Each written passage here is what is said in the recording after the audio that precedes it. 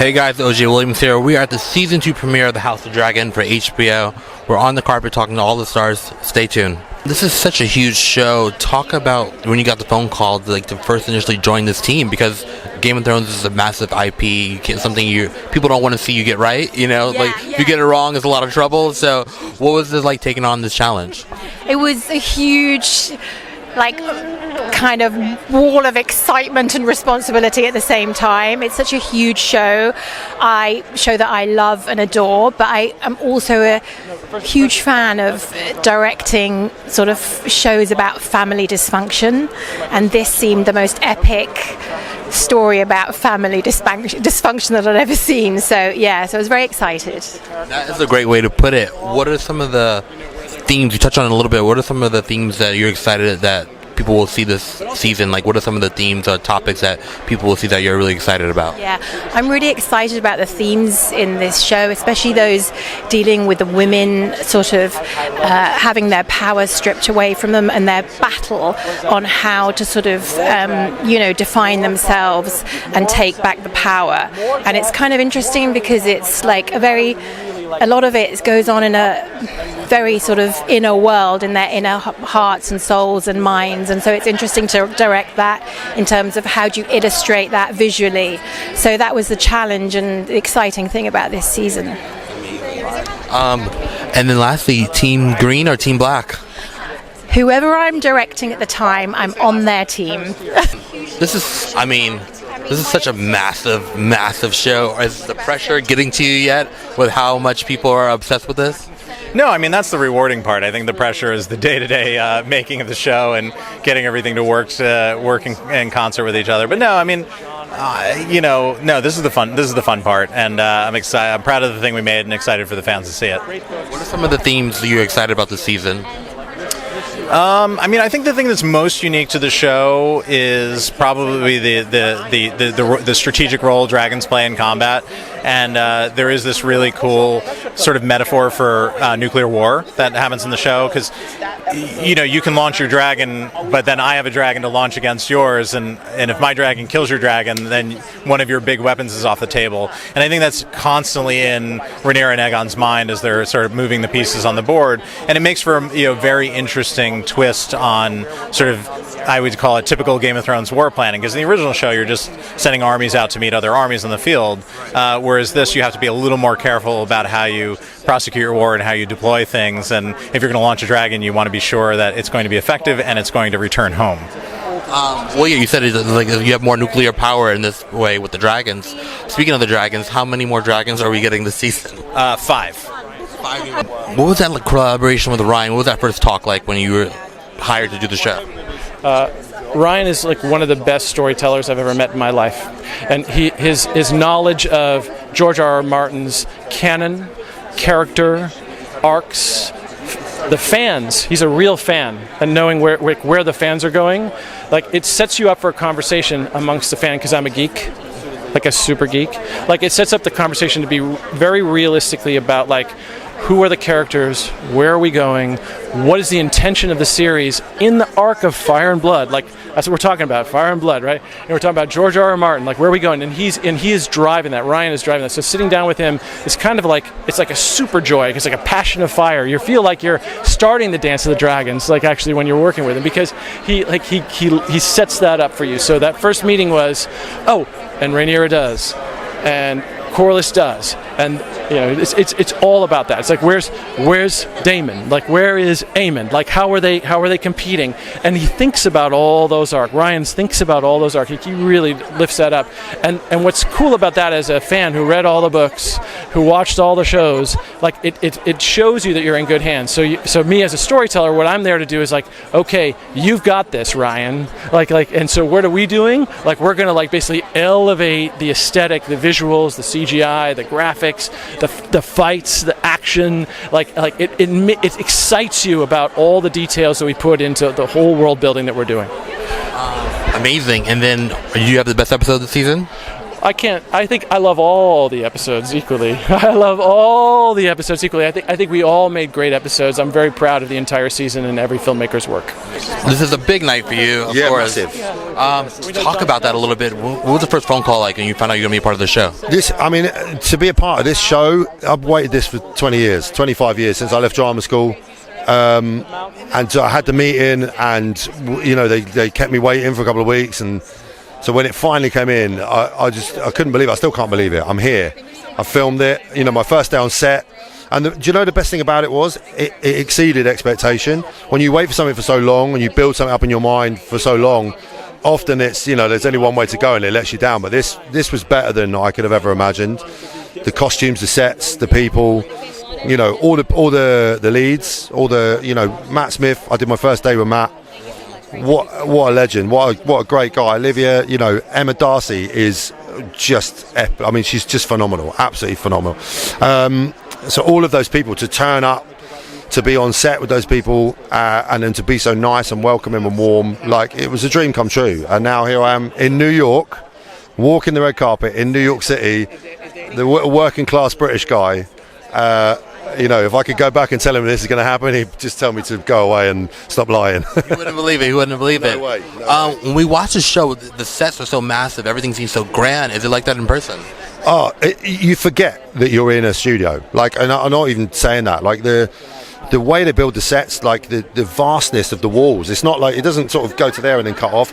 These are epic. You can't believe they're not real castles. You can't believe these are not real stone stairs. It's unbelievable. It's mind blowing. And I did 6 months on set, and you never get used to it.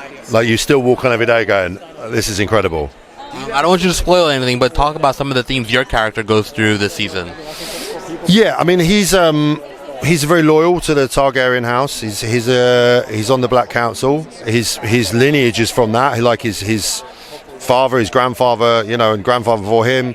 Like we've all been there, working loyally for the king, and yeah. So, but he has some issues with maybe how things are going and how things should be going, and he has some opinions, very strong opinions about decisions he might make. So, and he's not shy in letting those opinions be heard. So, he's not an easy guy to have in the boardroom. Let's put it that way. But you want him on your side. Oh, 100%. Yeah, he's a warrior. Like, you want this guy to go battle for you, and that's why he's still there. And he's, like I said, he's loyal. He wants the best he wants justice. He wants the right thing to happen, for sure. He just has different views on how that should be carried out. Well, we're excited. Yeah, we're excited. I hope I haven't given anything away. I hope I don't get fired by the end of the red carpet. No. When we listen to these big epic scores, like how does that even start? Like, walk me through the layout of how you even map this out. Well, I usually start with just sitting in the room with the showrunners and discuss, what the scene needs, and we talk about the dramatic emotion that we want to achieve with the score, and then I sit down and start usually with a sketch, maybe a piano sketch, and then from there I'll orchestrate it out with the full orchestra, and that's how we get that epic scope. All right, so how long does that process take you? Well, for the full season, I would say I have about 4 to 6 months, maybe. Yeah. And then does it consist of how many people are you bringing in? And once they call you, then after that, how many people do you have to go then call? And how many instruments and band members do you have to go assemble after that? I mean, the music I have to write, but once that's written, then it will go to my orchestrator, who will help me clean up all the parts for the orchestra to play, and then the parts get printed. That's a copyist that helps print all the parts for the orchestra, and then we bring in however many players we need for the orchestra, and sometimes a choir. So that's could be quite a significant size. Do we have a choir this season? No, there's some solo vocals, but there's no choir actually. Yeah, some solo vocals. Do you ever tempted to get the cast involved sometimes in your solo vocals, or you want to do everything yourself? No, those are usually musicians. I mean, the cast they're usually busy shooting the show, and then when I come in, I'll have musicians come in and perform the music. And then talk about working with the showrunner and the directors, where it's and building off of what they do, and then I guess seeing the edits and all that before, because you see before it even goes to the CGI and everything before, you don't get to see how it affects. So how do you imagine what's going to happen? Yeah, I mean, I rely fully on Ryan Condal, our showrunner here. He, it's his overall vision that I have to capture with music. So what he's really great at is just describing what the scene. If it's not fully available to me because of CGI, then he'll describe the scope of the scene and and what it's supposed to do with music, and then I can actually sit down and write it. And then once the effects get updated, then we can tweak a little bit more. But it's his vision that I have to make come to life with music. I heard you directed the best episodes this season. True or false? Oh, I didn't put that out there, but I'd love it if somebody else did. Yeah. Talk about some of the themes that we're going to see this season, particularly with your episodes and just overall, because I know you have a little bit more insight than most of us. Well, I mean, there's a bunch of directors working this season, and they all nailed it. And I was lucky enough to do the first one, and I got to do a big battle. But we're all doing the same. Working on the same show, pulling in the same direction, and it's a huge epic show, but it's also a very intimate show. It's about a family that's fallen afoul, and it's really, I think, studying the tensions and the violence that happens in any family. It's just that we add swords and dragons and murder to it, but I think you can relate to a lot of the rivalry, a lot of the bitterness, a lot of the love that's conflicted. So it's entirely about family. I think all the best HBO dramas are about family, and this one just has a ton of dragons in it too. When you're directing a show of this magnitude and this scale, are you how do you prepare for that versus more of a smaller indie project with not so much CGI? It's funny. It's different, but it's not that different. It turns out, because you've got so many geniuses around you. So. You're still directing the actors, you're directing the story, you're trying to shape the story. When it comes to VFX, you've got a team there that knows what they're doing. When it comes to design, you've got a brilliant team that knows what they're doing. And special effects, same thing. So the role of the director doesn't, I don't think, change that much. You're still focused on the moments right in front of camera, but you depend on a lot more armies than in other productions. And we just, and Game of Thrones and House of the Dragon have managed to attract some of the best people out there, so we're lucky that way. Are we team black, team green? That's the great thing. I thought I knew. When I was shooting, I was sort of tending towards one, but that they do a great job of you can't ever resettle, because they both suck, but they're both really heartbreaking and beautiful at the same time. So I to this day, I couldn't pick one right now. Your character scares us so much. At the end of season 1, I think it looked like your character almost scared himself towards the end. Do we see a little bit more of that explored in season 2? Yeah, I mean, I scare myself every time I look in the mirror when I'm in Aemon's get-up.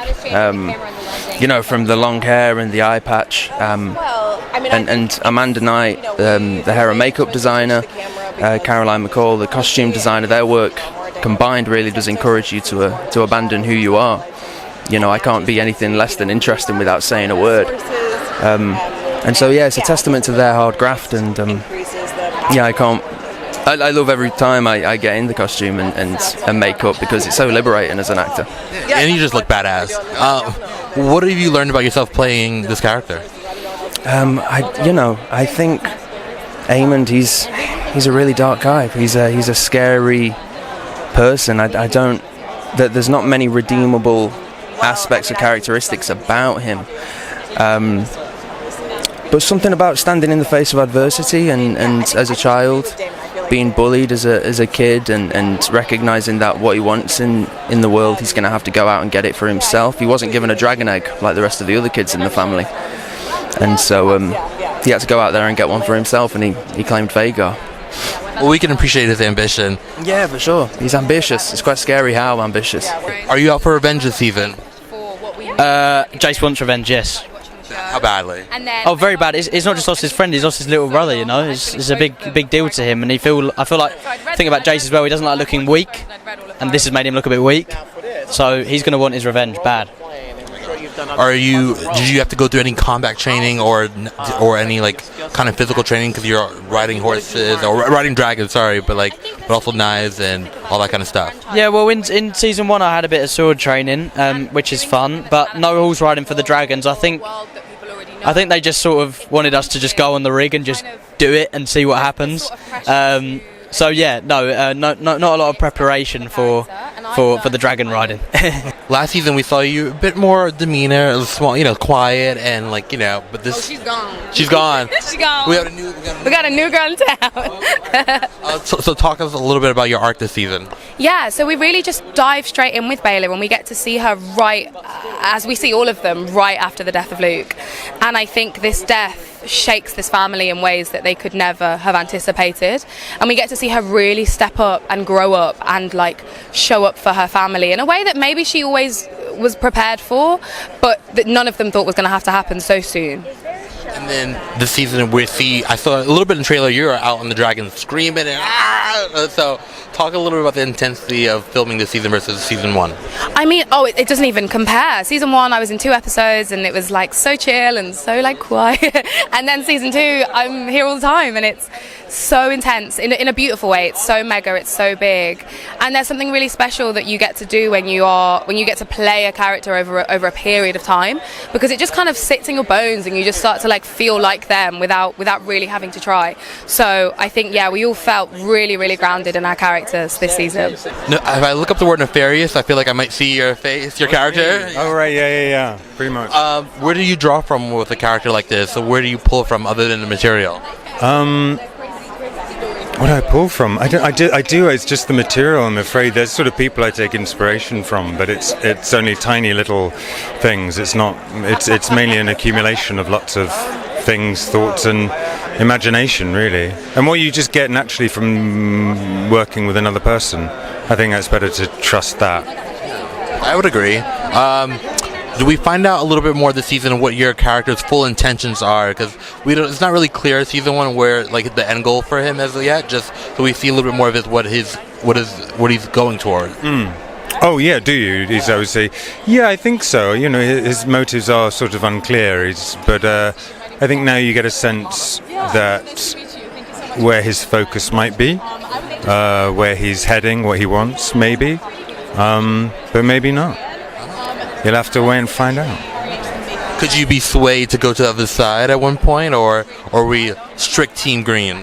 Well, I think most people could be swayed to move. I think genuinely, most people could be swayed to go to the other side if the board changed enough. But at the minute, I think he is staunchly Team Green because I think he thinks that's the team that's going to win. And then lastly, what are you excited most for people to see this season, theme-wise and story-wise? I'm so sorry, could you repeat the question? What are you excited for most people to see this season, theme-wise and story-wise? I don't know. Well, what are you going to take away? No, just what the hell war does to you. Yeah. Sorry, that's a bit of a downer, isn't it? No, I know. Well, war is bad. War, but what? Good God, what is it good for, huh? Absolutely nothing. Say it again. Again, exactly.